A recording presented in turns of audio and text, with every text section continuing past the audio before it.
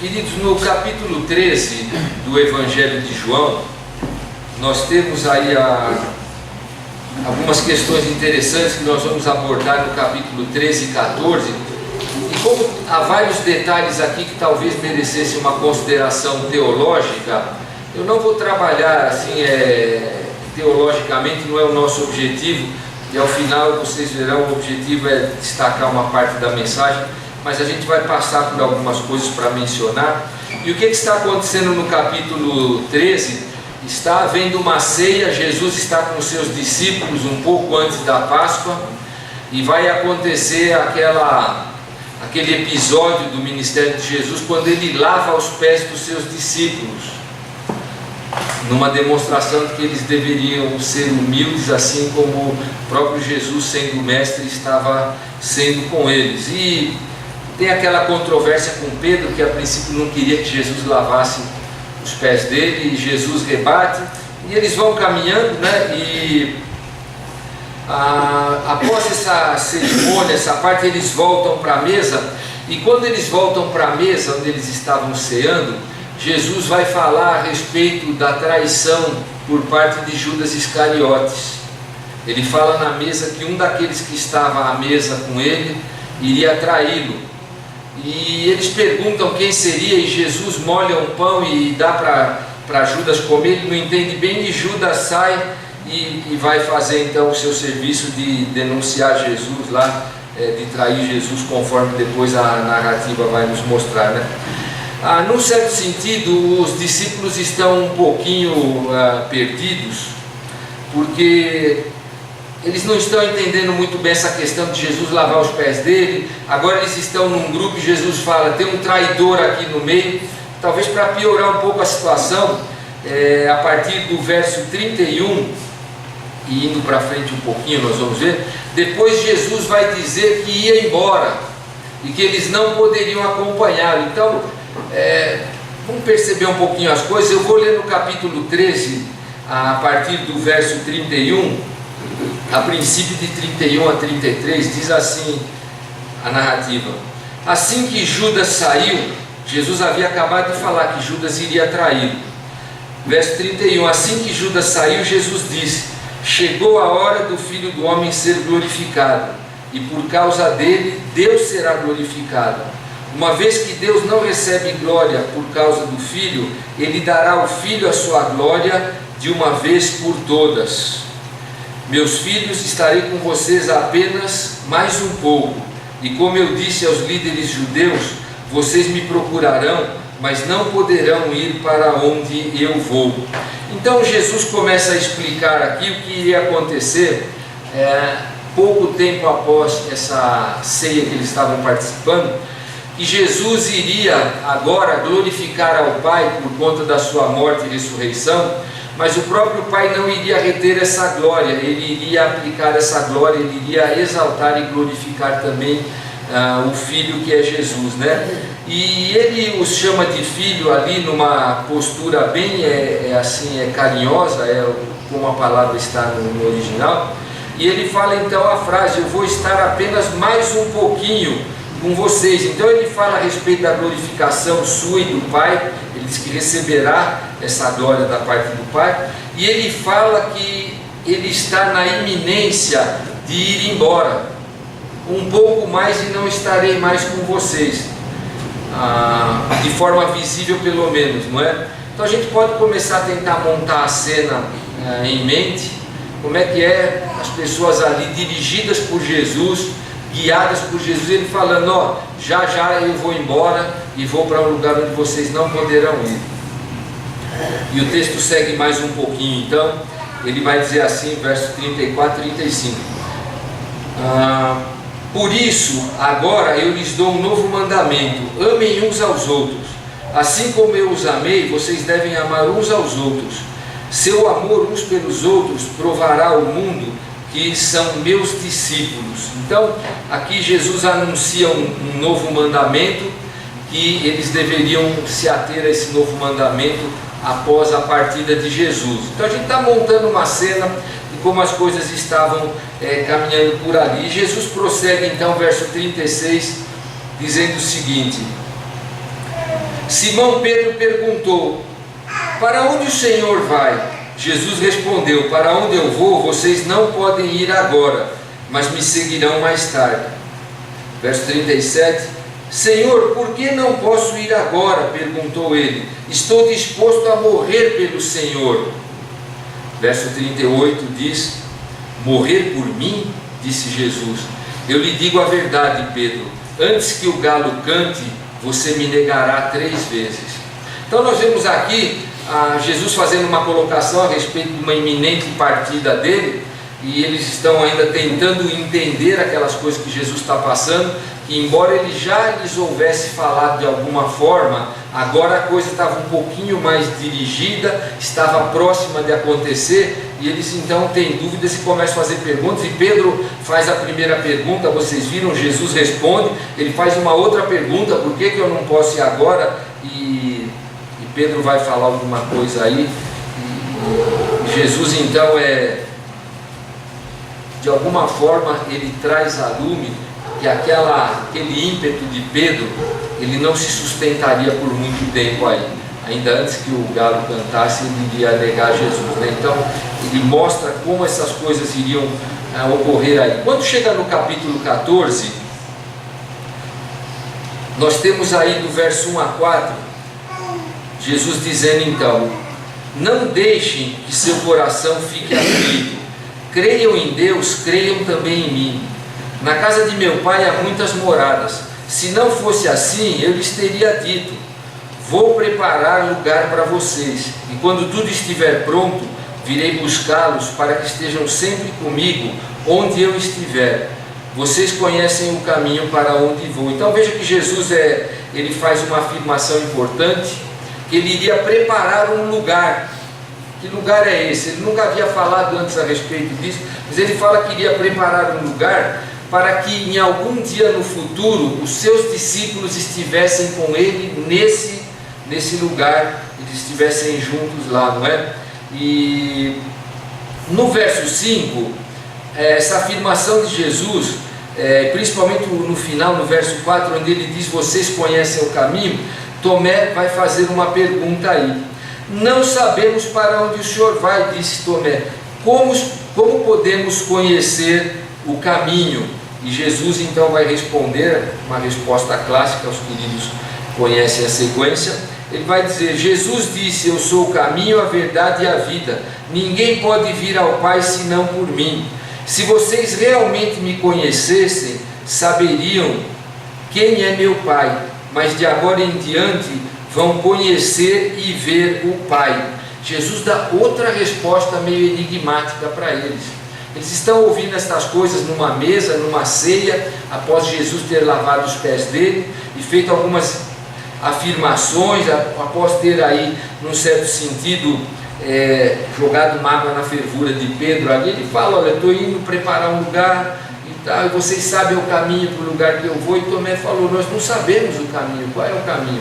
E Jesus diz que o caminho é Ele mesmo, Ele é o caminho, a verdade e a vida, e que eles deveriam conhecer essas coisas, mas de alguma forma agora ele diz lá no verso 7, não é? Que eles saberiam agora quem é o Pai, eles iriam ver o Pai. Aí há uma outra questão aí no verso 8 também. Filipe disse: Senhor, mostre-nos o Pai e ficaremos satisfeitos. Então olha a ousadia, eles estão meio sem entender lá, e chega agora uma hora que Filipe até está, acho que um pouco, nem sabe o que está pedindo. Ele pede para que Jesus lhes desse a possibilidade de ver Deus Pai pessoalmente, sendo que a Escritura em vários lugares mostra que ninguém pode ver a Deus. Mas ele aqui um pouquinho desnorteado talvez com o fluxo das coisas, Filipe, ele diz: mostra-nos o Pai e ficaremos satisfeitos. E Jesus então vai trazer uma resposta aqui até o verso 14. Jesus respondeu: Filipe, estive com vocês todo esse tempo e você ainda não sabe quem eu sou? Quem me vê, vê o Pai. Então por que me pede para mostrar o Pai? Você não crê que eu estou no Pai e o Pai está em mim? As palavras que eu digo não são minhas, mas de meu Pai, que permanece em mim e realiza suas obras por meu intermédio. Apenas creiam que eu estou no Pai e que o Pai está em mim. ou creiam pelo menos por causa das obras que vocês me viram realizar. Eu lhes digo a verdade, quem crê em mim fará as mesmas obras que eu tenho realizado e até maiores, pois eu vou para o Pai. Vocês podem pedir qualquer coisa em meu nome e eu o farei para que o Filho glorifique ao Pai. Sim, peçam qualquer coisa em meu nome e eu o farei, disse Jesus então, respondendo a Filipe. Eu às vezes, querido, eu tenho por prática assim, eu leio passagens da Bíblia, não só eu, acho que a maioria de nós faz isso, eu fico tentando me imaginar na cena, eu fico me imaginando eu presente lá naquela ocasião, como seriam essas coisas, não é? E o texto nós vimos, ele traz aí uma tensão bastante grande, não só pelo fato de Jesus ter feito coisas diferentes, mas talvez o que causou maior tensão para os discípulos foi a notícia dada por Jesus de que ele iria embora. E isso eu acho que foi o que mais deixou os seus discípulos ali meio temerosos, né? Mas há algumas lições para nós tirarmos desse episódio que eu queria mencionar agora com vocês, não é? Muito provavelmente Jesus ele experimentou emoções humanas, é claro, e algo muito peculiar mexeu com Jesus em todo esse quadro, e é o fato da traição de Judas Iscariote. Lá no capítulo 13, o verso 21, diz assim: então Jesus sentiu profunda angústia e exclamou: eu lhes digo a verdade, um de vocês vai me trair. E ele começa a falar sobre Judas Iscariote, né? E o que chama a atenção aí é ver que Jesus experimentou angústia no coração por conta da traição. E claro, provavelmente isso contagiou todos os que estavam à mesa com Jesus. Jesus vira para ele e fala assim: um de vocês vai me trair. Nós somos um grupo pequeno, 12, começa a olhar um para a cara do outro, eu acredito falar: qual de nós será? E mesmo a pergunta é lançada conforme a narrativa. Então, a primeira emoção que nós devemos enxergar nesse quadro do que está acontecendo aqui é uma angústia de Jesus que certamente contagiou seus discípulos. Eles também ficaram certamente angustiados de ver Jesus angustiado ali por conta da traição, né? E ele vai narrar isso até o verso 30 praticamente aí do capítulo 13, né? Muito bem, aí o que acontece indo um pouquinho para frente, Jesus vai anunciar que não só ele vai partir, mas que os discípulos não poderiam ir com ele, nos versos 31 a 33 que nós lemos.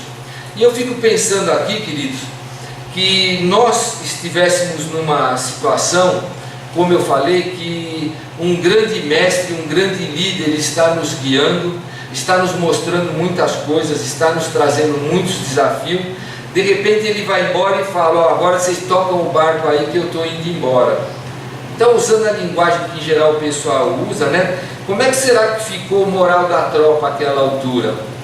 O grande general, aquele que os está conduzindo, aquele que os ensina, aquele que realiza milagres, aquele que mostra um poder, uma conexão direta com Deus, fala: eu estou indo embora e vocês vão ficar aí, vocês não poderão ir comigo. Então, além da angústia que eles experimentavam partilhando com Jesus por conta disso, quando Jesus diz para eles lá, 31, assim que Judas saiu, Jesus disse: chegou a hora do Filho do Homem ser glorificado, e por causa dele Deus será glorificado. Uma vez que Deus recebe glória por causa do Filho, ele dará ao Filho sua glória de uma vez por todas. Meus filhos, estarei com vocês apenas mais um pouco, e como eu disse aos líderes judeus, vocês me procurarão, mas não poderão ir para onde eu vou. Então eu posso imaginar aquela mesa, uma ceia, uma refeição, que em geral as ceias eram felizes, não é? Eu acho que o ânimo dos discípulos, dos 11 que lá estavam, deve ter caído muito. E o que Jesus vai fazer então?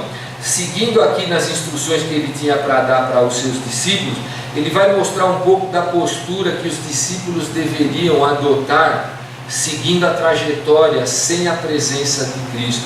E ele fala então, verso 34: por isso agora eu lhes dou um novo mandamento: amem uns aos outros, assim como eu os amei, vocês devem amar uns aos outros. Seu amor uns pelos outros provará ao mundo que são meus discípulos. O que há de interessante nesse mandamento que Jesus colocou, e por que Jesus os chama de novo? Porque todos os que eram acostumados com o Antigo Testamento sabiam que havia um mandamento, era o primeiro grande mandamento, que todo aquele que crê em Deus deveria amá-lo acima de toda e qualquer coisa. E os discípulos de Jesus certamente conheciam esse mandamento. E como Jesus o renova, ele dá um novo mandamento. Além de amar a Deus, que vocês já conhecem, vocês devem amar uns aos outros, mas não de qualquer jeito, da forma que eu amei vocês durante o tempo que nós estivemos juntos. E ainda, imitando, e Jesus vai falar um pouquinho lá para frente, até o final do ministério de Jesus, quando ele dá aquela mostra mais radical de amor, quando ele morre em lugar de nós, e ele vai dizer para os seus discípulos que ninguém tem maior amor do que esse, do que dar a vida pelos seus amigos. Vocês são meus amigos, e eu darei a vida por vocês, disse Jesus. Então ele deixa esse mandamento, isso que era algo novo para os seus discípulos, não é? E mostrando que essa deveria ser a atitude deles aí. Muito bem, no verso 36, nós vemos a primeira pergunta de Pedro. Simão Pedro perguntou: para onde o Senhor vai? Jesus respondeu: para onde eu vou, vocês não podem ir agora, mas me seguirão mais tarde. Então, queridos, o que nós vemos aqui? Muito provavelmente os discípulos estão atordoados, como eu disse, e Pedro manda uma pergunta muito direta: peraí, o senhor está indo embora, mas para onde que o senhor vai? Que negócio é esse aí? A gente vinha caminhando junto, nós deixamos todas as coisas, nós largamos família, emprego, muitas coisas para seguir ao Senhor, e agora que história é essa? O senhor vai embora, não é? E o que nós vamos fazer? O que vai ser de nós aí, não é? E Jesus dá uma resposta muito interessante, porque embora ele deixasse que eles ficassem um pouco desamparados num primeiro momento, ele fala: para onde eu vou, vocês não podem ir agora, mas estarão um dia comigo. Então isso é muito alentador. E Pedro, no verso 37, ele não se conforma com essa resposta, ele vai dizer: Senhor, mas por que eu não posso ir agora? Ele era insistente, né? Ele apanhou muitas vezes Pedro, né? Ele tinha as perguntas impetuosas, né? E Jesus, ele complementa: estou disposto a morrer pelo Senhor. Morrer por mim? Verso 38, disse Jesus: eu lhe digo a verdade, Pedro, antes que o galo cante, você me negará 3 vezes. Então a segunda pergunta de Pedro aí recebe uma repreensão por sua autoconfiança.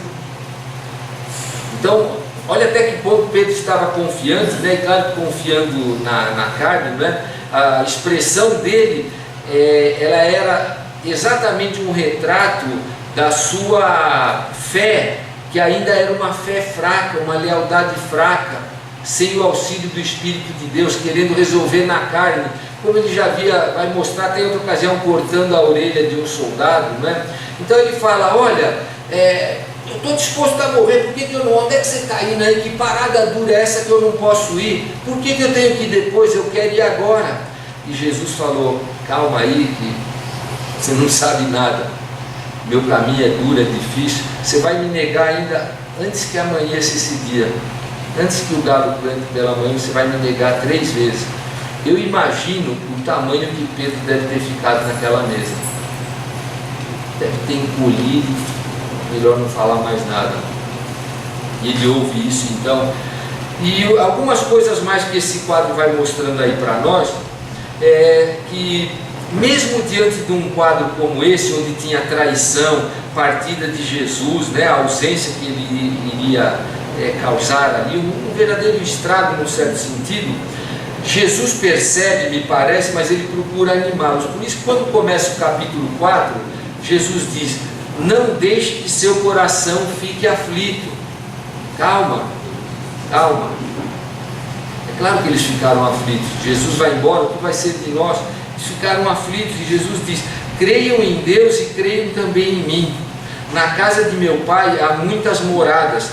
Esta palavra moradas, ela é interessante, é uma palavra usada que ela quase que ficaria melhor se fosse quartos, como se fossem cômodos que existiam numa parte do templo, lugares para descanso do sacerdote, aquelas coisas. Então era um lugar assim para poder repousar, para ter um refrigério, e é mais ou menos essa palavra. Ele diz então: na casa de meu pai há muitas moradas, se não fosse assim eu lhes teria dito, vou preparar lugar para vocês, e quando tudo estiver pronto virei buscá-los para que estejam sempre comigo onde eu estiver. Vocês conhecem o caminho para onde eu vou. O que Jesus então faz? Jesus agora acena para os seus discípulos que eles não deveriam ficar temerosos ou aflitos, porque Jesus iria preparar um lugar para estar com os seus discípulos para sempre. Então eu imagino como isso pode ter mexido agora do outro lado emocionalmente. Jesus falando: na casa do meu pai tem muitas moradas, eu vou preparar um lugar. Quando eu for preparar, eu vou voltar e vou levar vocês comigo para esse lugar, e vocês estarão para sempre comigo. Então reverteu o moral. Seguramente ouvir uma mensagem dessa do próprio Senhor Jesus deve ter trazido um ânimo muito grande para eles. E no verso 7 aqui nós vemos então, no verso 5, a pergunta de Tomé: não sabemos para onde o Senhor vai, disse Tomé, como podemos conhecer o caminho? Jesus disse: eu sou o caminho, a verdade e a vida, ninguém pode vir ao Pai senão por mim. Então muitas coisas estão envolvidas nesse verso aí. A primeira delas é que Jesus se faz Deus perante os seus discípulos, porque ele diz: ninguém vem ao Pai senão por mim. Ele se assemelha ao próprio Pai. Ele diz: ninguém vai ao Pai, ninguém vem ao Pai. Então o caminho, Jesus disse que ele é o caminho, a verdade e a vida, e que em seguindo Jesus nesse caminho, que é verdadeiro e não pode ser contraposto, que é um caminho que conduz à vida, eles estariam encontrando o próprio Deus, mas eles estariam encontrando Deus em Jesus. Então o que Jesus está dizendo? Que a presença física dele entre os seus discípulos e as obras que Jesus fez e o caráter que ele mostrou era um grande sinalizador da pessoa de Deus Pai.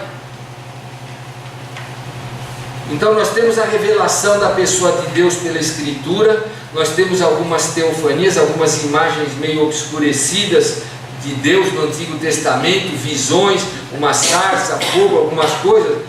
Mas quando nós enxergamos e vemos a pessoa de Cristo na Escritura, nós vemos ali o próprio Deus encarnado andando com os seus discípulos.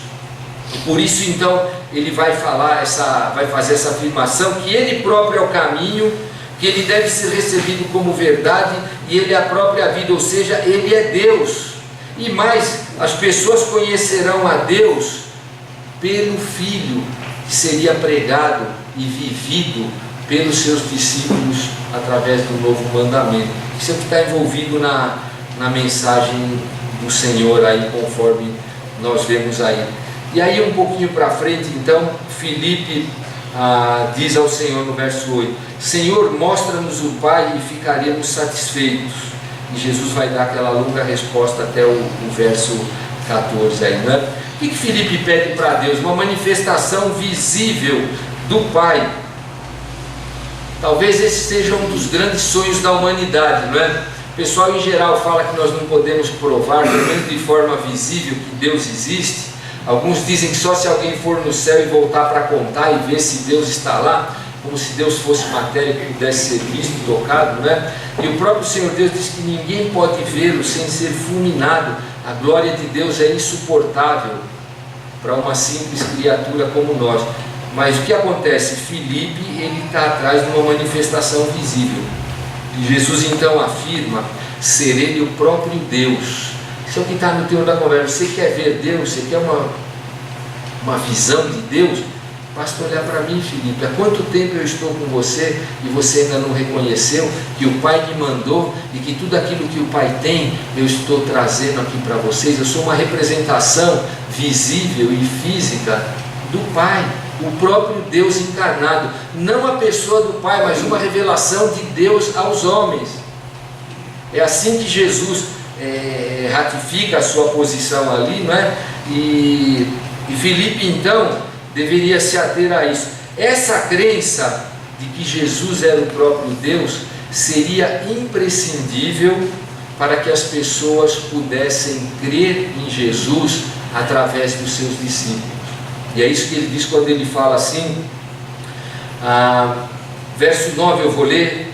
Jesus respondeu: Filipe, estive com vocês todo esse tempo, você ainda não sabe quem eu sou? Quem me vê, vê o Pai. Então por que você me pede para mostrar o Pai? Você não crê que eu estou no Pai e o Pai está em mim? As palavras que eu digo não são minhas, mas de meu Pai que permanece em mim e realiza as obras por meu intermédio. Apenas creiam que eu estou no Pai e que o Pai está em mim. Ou creio pelo menos por causa das obras que vocês me viram fazer. Eu lhes digo a verdade, quem crê em mim fará as mesmas obras que eu tenho realizado, até maiores, pois eu vou para o Pai.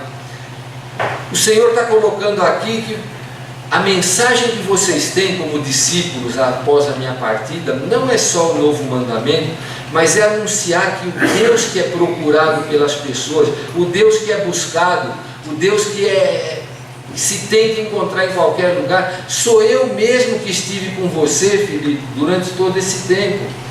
Eu estou aqui revelando o Pai. Você quer ver o Pai? Quem vê a mim, vê o Pai.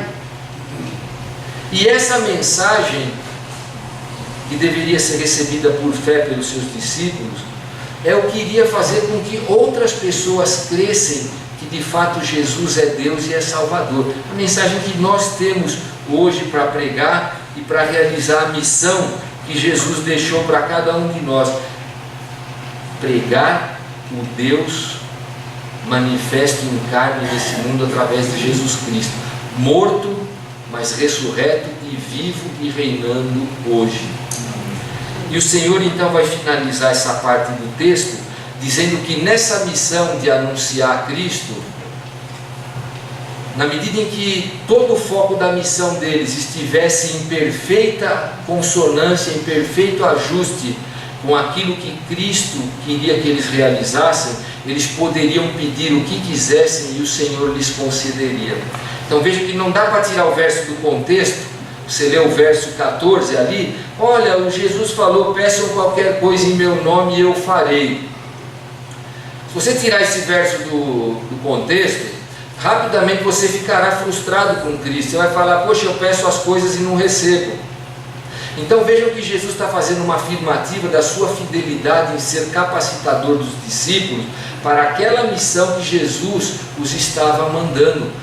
Vocês vão pregar o Evangelho, vocês vão anunciar que Deus se encarnou, que veio a esse mundo, que esse Deus sou eu, Jesus. E quem quiser ter uma percepção melhor de quem é Deus, tem que ir para a Escritura e tem que entender quem é Jesus Cristo. Quando nós entendemos quem é Jesus Cristo, nós vamos estar enxergando Deus também aí. É isso que o Senhor coloca aí, não é? E alguma coisa interessante que nós devemos prestar atenção aqui é que Jesus disse que iria estar capacitando os seus discípulos para a missão. Então, quando vocês estiverem trabalhando com essa mensagem e precisar de ajuda, vocês vão pedir e eu vou ajudar. Mas Jesus também é tão maravilhoso, nós não vamos ler agora, você pode ler em casa. Jesus disse não só que iria ajudá-los suprindo necessidades na missão, mas se a gente olhar um pouquinho mais para frente, o que Jesus vai dizer? Ele continua falando: olha, eu estou indo embora, mas não só eu vou deixar a minha capacitação, eu vou mandar o Espírito Santo para que venha, para que vos faça lembrar todas as coisas que eu vos ensinei. Então veja, eles teriam capacitação do Senhor e mais além da palavra, a capacitação para lembrar das coisas e registrar na palavra para que nós pudéssemos recebê-las. Então percebam que indo mais lá na frente, onde nós não iremos, eu percebo que os discípulos devem ter saído muito felizes, porque uma conversa que começou muito difícil, O grande líder falando, eu vou embora e vocês vão ficar sozinhos aí, fala, mas calma, eu vou ajudar vocês, eu vou capacitar vocês com as necessidades que vocês tiverem na missão, vou mandar o Espírito Santo fazer vocês lembrar tudo que eu vos ordenei, vocês vão ser lembrados, capacitados pelo Espírito de Deus, para lembrar o que? A própria palavra de Deus. Então a Escritura é implícita nessa lembrança, que Jesus fala, então Jesus está nos direcionando no final do seu ministério a ficar sozinhos, mas está falando, vocês vão ter o Espírito, a lembrança e a palavra. O Espírito, a lembrança e a palavra. Então, eu percebo que aquilo que começou como uma tensão, Senhor, mas e agora? Que história é essa? Você vai embora e nós? Nós estamos aí, Jesus falando, se acalma, começo lá do capítulo 14, não é? Quando ele fala, não deixe que o seu coração fique aflito. Calma, eu vou sair, mas eu vou deixar muito aqui o necessário para que vocês possam desempenhar esse ministério aí, não é? E o que nós poderíamos ver aqui, queridos, que eu queria chamar a tua atenção aqui, não é? Algumas coisas. Ainda hoje o Pedro falou alguma coisa aqui em cima na escola bíblica, mas tem sido assim um tom reiterado das conversas da maioria das pessoas, mas sobretudo também de crentes, porque é evidente, nós vivemos aqui dentro desse planeta Terra, não é? Nós temos visto um tipo de mundo que assim nós não temos praticamente, se olhar a sério, muito ânimo em viver aqui. Então nós vemos a corrupção, todo mundo revoltado com a corrupção. Poxa, o dinheiro que deveria chegar para prestar saúde não vai para os hospitais, aí o cara chega lá com uma tremenda doença brava, o cara cola um band-aid e manda para casa, quando tem o band-aid, porque às vezes eles roubam. Aí a gente olha para a classe dirigente nossa, que arrecada impostos e que deveria nos devolver na forma de benefícios, de benfeitoria, e nós vemos que os roubos, eu acho que se a gente somar daqui a algum tempo, ele já estará na casa dos trilhões. Pensa aí, é muito número, trilhão, eu nem sei quanto, acho que é 12 zero, né? Depois do número, sei lá, acho que é isso mais ou menos. Então a gente olha para essas coisas, aí você sai para outra direção e você começa a olhar o que as drogas estão causando entre as pessoas. Você começa a ver a miséria espalhada pelo mundo. Você vê a violência. Hoje a Rebeca ligou para casa chorando, saiu de casa, ela estava na Avenida Bandeirantes, andando a 50 por hora, 2 motos passaram do lado dela acelerando, e louvado seja Deus por isso, pararam o carro da frente dela, que tinha algumas mulheres, e ela desviou rápido, com um revólver desse tamanho, ela saiu rápido e foi na Avenida Bandeirantes. Eles pararam o carro andando, não foi no farol. E daqui a pouco as motos passaram com várias bolsas no ombro assim, assaltaram. Graças a Deus não atiraram nas pessoas. E ela ficou apavorada. Viu? Então a gente vai olhando o mundo como ele está aí, os jogos de cartas marcadas, os empregos públicos que são dados todos aí aos apadrinhados. Nós vamos olhando a injustiça crescendo de toda forma por atuação do maligno, mas também das maldades humanas. E a gente vai percebendo, e hoje de manhã eu conversava isso com a Joana, a gente estava orando, esse mundo está ficando muito chato, não está dando muito prazer de viver por aqui não. É muito mais dissabores do que coisas para animar a gente de alguma forma. E Jesus tinha falado que os discípulos deveriam viver por aquilo que o Espírito Santo iria fazer-nos lembrar. Claro que para eles, num primeiro momento, lembranças talvez dos momentos com Cristo, mas o restante da cristandade através da palavra revelada. Então nós devemos seguir essa lição de Jesus e nos apegar à palavra, ao Espírito, porque nós vivemos dias dificílimos e eles cada dia mais têm dado menos prazer para todos nós. Mas eu queria ainda particularizar um pouquinho mais, queridos, para vocês que vivem como eu, com muitas angústias por conta desse mundo, talvez como as que os discípulos experimentaram naquele primeiro momento, é da gente poder lembrar que nesse exato momento, ano 2016, mês de dezembro, Jesus ainda está preparando um lugar, e Ele vai voltar em breve, e Ele tem um lugar preparado para a gente estar com Ele para sempre. Jesus foi fazer isso. É claro que ele usou uma alegoria aqui de alguma forma, que ele estaria ausente durante o período que compreende a primeira e a segunda vinda, porque não há nada que Jesus precise fazer que demande tempo. Jesus poderia ter feito seja lá o que for instantaneamente, porque ele é Deus e cria todas as coisas como ele criou o mundo.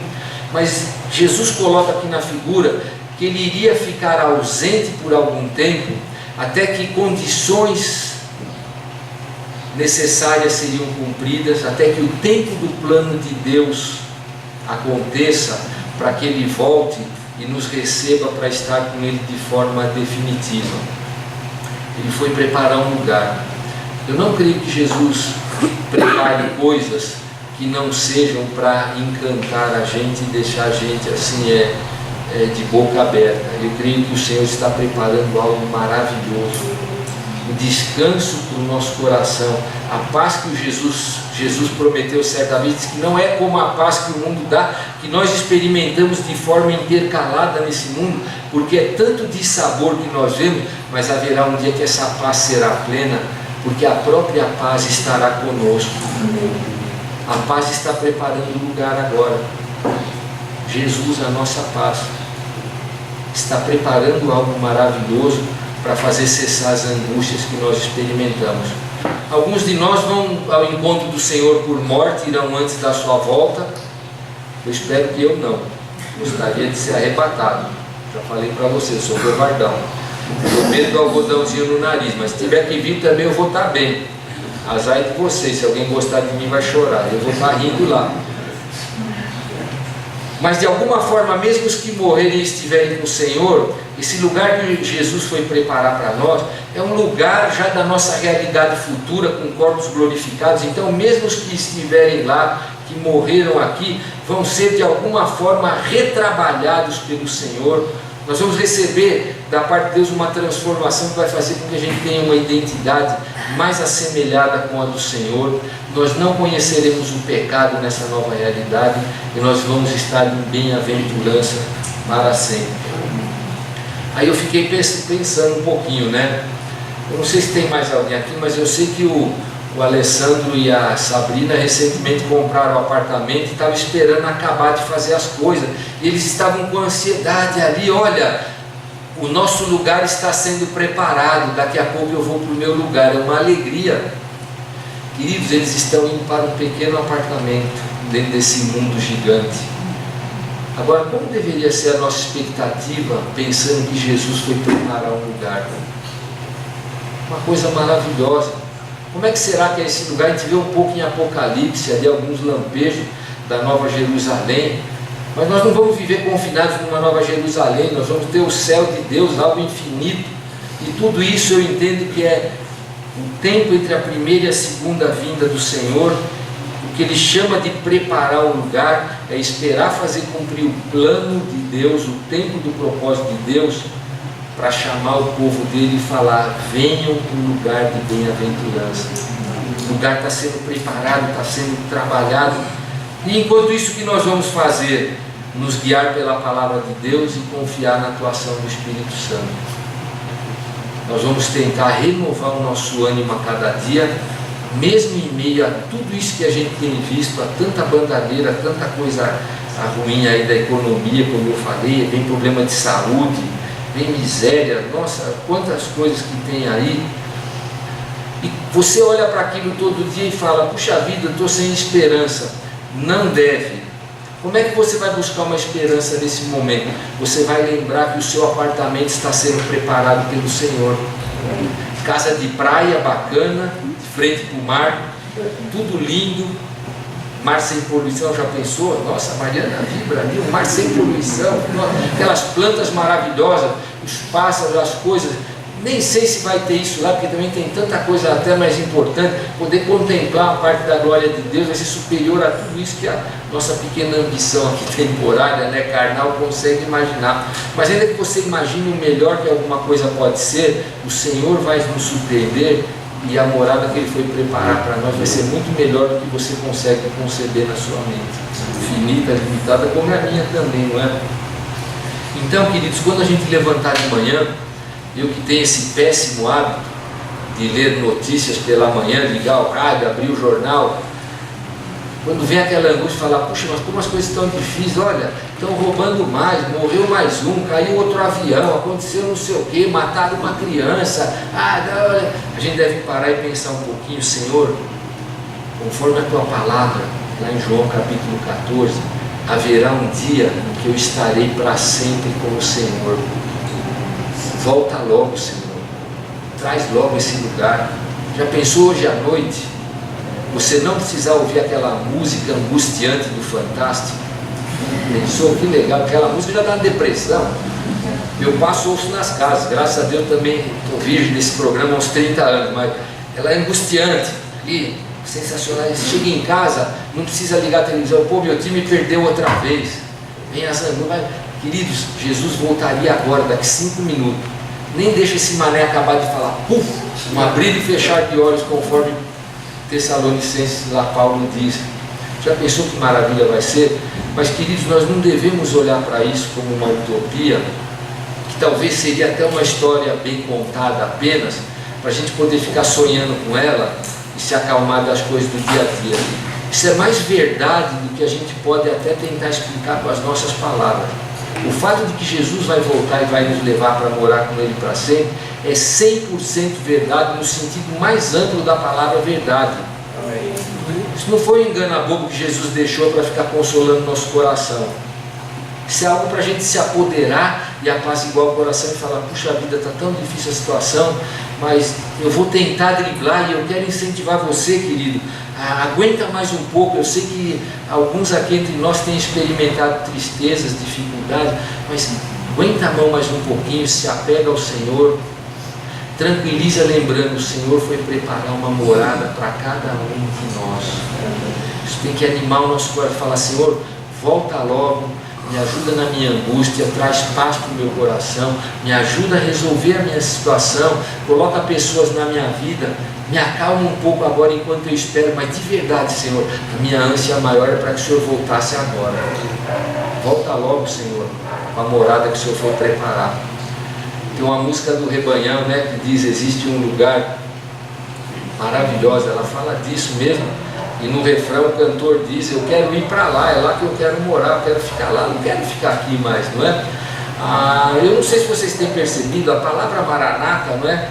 Que foi o grito que a igreja sempre deu do seu anseio e desejo pela volta de Cristo, era a palavra, vem logo Jesus, volta logo. Ela foi caindo em desuso. Me parece que as igrejas não anseiam mais pela volta de Cristo. Parece que ficou uma realidade distante. Queridos, nós precisamos nos apegar a estas verdades reveladas na palavra. Jesus vai voltar, Ele foi preparar o lugar e Ele voltará. Jesus disse isso. Se você ficar com dúvida no seu coração, lembre-se que no mesmo contexto, um pouco para frente, Ele disse que morreria, mas após 3 dias estaria de volta aqui. Isso é muito difícil de acreditar também. Ele realizou. As outras promessas de Jesus, todas realizadas, queridos, isso é absolutamente verdade. Jesus foi preparar lugar, Ele está pensando em cada um de você com o teu nome e pensando num cantinho, num lugar, de um jeito que Ele vai nos acolher para nós estarmos com Ele para sempre. Que coisa maravilhosa, Maranata, está com Cristo. Que coisa 10. E eu queria convidar você agora para orar e ajustar o teu coração com essa verdade. Jesus foi preparar um lugar e em breve nós estaremos com Ele para sempre. Vamos orar por isso. Nosso Deus e nosso Pai, nós queremos louvar o Senhor agora pela Tua palavra, que revela para nós verdades tão profundas, tão maravilhosas, tão excelentes acerca do Senhor e acerca de nós também, do nosso futuro, nós os que cremos no Senhor. Ó Deus, nós vivemos dias difíceis e eu tenho visto dificuldades dos meus irmãos nas mais diversas áreas, eu também tenho as minhas. Ó Deus, socorre o Teu povo com as necessidades que nós tanto precisamos. Mas além do socorro que nós precisamos, Senhor, anima o nosso coração com essa verdade tão sublime, que é o fato de que o Senhor voltará um dia para nos tomar para junto de Ti, para ficarmos eternamente com o Senhor, em alegria, em bem-aventurança, em glória.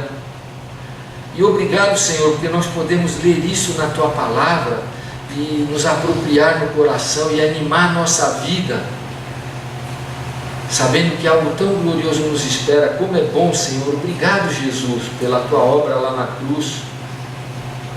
Obrigado, Senhor, porque o Senhor se afastou dos primeiros discípulos. Como o Senhor disse, eles não poderiam seguir ao Senhor, mas além do Senhor nos deixar o Teu Espírito, a Tua palavra, a possibilidade da oração, o suprimento das nossas necessidades, o Senhor também nos deixou essa promessa tão gloriosa que o Senhor foi preparar um lugar para nós. Nós queremos lembrar disso, Senhor, a cada dia há um lugar sendo preparado para nós, e por conta disso nós queremos clamar, Senhor, Maranata, volta logo, Jesus, vem nos buscar para estarmos contigo, Senhor, vem nos ajudar, Deus, socorra-nos enquanto esperamos, mas volta logo, Senhor. Queremos Te louvar por estas verdades, Senhor, Te agradecer e pedir que o Senhor anime cada coração aqui agora, Senhor, com esta verdade da Tua palavra que foi deixada para nós. Queremos Te louvar e Te agradecer por isso, Senhor, em nome de Jesus. Amém. Amém. Que Deus nos abençoe. E vamos lembrar, queridos, durante a semana, durante os meses, o Senhor foi preparar um lugar para nós. Amém.